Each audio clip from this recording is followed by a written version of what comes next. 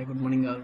ఈరోజు మనం శ్రీమద్ భగవద్గీత భాష్యం అందులో 16వ దాని గురించి తెలుసుకోబోతున్నాం. మూలం ఏ తాన్న హంతుమిచ్చామి నుతో విపి మధుసూదన అపి త్రైలోక్య రాజస్య హేతోః కిం ను మహీకృతే ప్ర ఆ ఏతాన్నితిః మధుసూదనః కృష్ణ ఘ్నతః అపి నన్ను చంపుచున్నా కూడా ఏతాన్ వీళ్లను త్రైలోక్య రాజ్యస్య హేతోః అపి ముల్లోకాలపై ఆధిపత్యం కొరకు కూడా హంతుం చంపడానికి నా ఇచ్చామి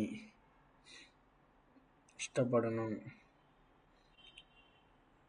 మహీకృతే ఈ భూమి కోసమై కిం ను చెప్పనేలా ము నిహత్య ధార్తరాష్ట్రాంతః కా ప్రీతిః స్వజనార్దన పాపమేవాస్యమేతస్మాత్ హత్వైతానాథానైః ప్ర ఆ జనార్దన కృష్ణ ధార్తరాష్ట్రాన్ ధృతరాష్ట్ర కుమారులను నిహత్య చంపిన మనకు కా ఏమి ప్రీతి ఆనందం స్యాత్ కలుగును.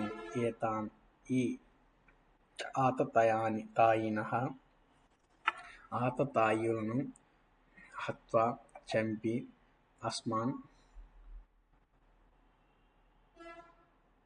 మునులను పాపమేవ పాపయే ఆశ్రయించును చుట్టుకొనును.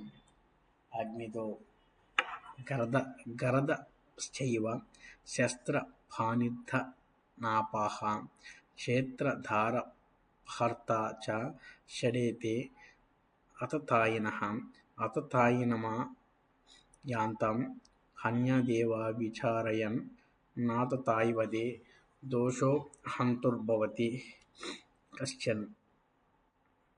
ఇంటికి నిప్పు పెట్టినవాడు, విషం ఇచ్చినవాడు, మారణాయుధాలు ధరించినవాడు, ధనం అపహరించినవాడు, భూమికి అపహరించినవాడు, భార్యను అపహరించినవాడు, ఈ 6 రకాల మనుషులను ఆతతాయి ఎదురుగా వస్తుంటే ఏమాత్రమూ సంపాదించకుండా చంపివేయాలి. ఆతతాయిని చంపితే చంపించడానికి ఎలాంటి దోషము లేదు అని ధర్మశాస్త్రం. ఇలా ధర్మశాస్త్రం చెబుతున్న కౌరవులు ఆతతాయులని ఒక ప్రక్క అంటుంటే వాళ్ళను చంపితే పాపం వస్తుంది అని అర్జునుడు అంటున్నాడనగా ఆ సమయంలో అతని మనసు ఎంత వికలాంగా ఉందో తెలుస్తున్నది. మూలం తస్మాత్తర్హ వయం హంతుం ధార్తరాష్ట్రాన్ స్వజనం హి కథం హత్వా సుఖినః శ్యామ మాధవ ప్ర ఆ తస్మాదితి. తస్మాత్ ఆ కారణం వల్ల మనం స్వబాంధవాన్ మన బంధువులే అయిన ధార్తరాష్ట్రాన్ కౌరవులను హంతం చంపుటకు నా అర్హ తగిన వారము కాదు. మాధవ కృష్ణ స్వజనం బంధుజనాన్ని హత్వా చంపి కథం ఎట్లు సుఖినః సుఖవంతులు శ్యామ అగుదుము.